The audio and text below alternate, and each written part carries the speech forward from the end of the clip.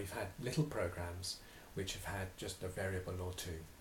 But when you write bigger programs, you're going to have many more variables, and things will tend to get confusing unless you start organising that data.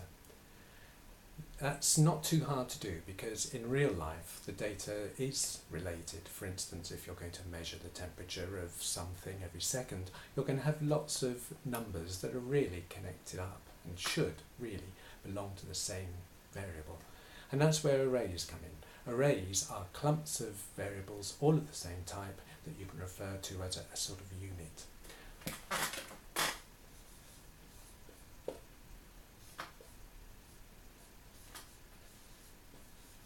This is an array of integers, 3 of them, space for 3 of them, hence the 3, and it's going to be called T.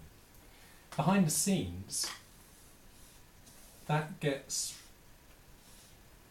set up by the computer like this, and the 3 elements are denoted by that notation.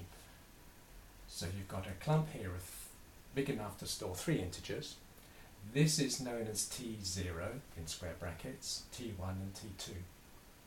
And you can use these variables just as you can use ordinary integers like I. So for example, if you wanted to set this first value to 5, you can do it like this. So the advantage of this is that T is a name for a variable that actually contains lots of data. You can just carry it around and it has that whole parcel of information in it. It's a bit like having the name of a road and all the numbers of the houses make up the road. Each house doesn't have to have an individual number. And when you start writing bigger programs, you'll find that this is much the easiest way to organise the data.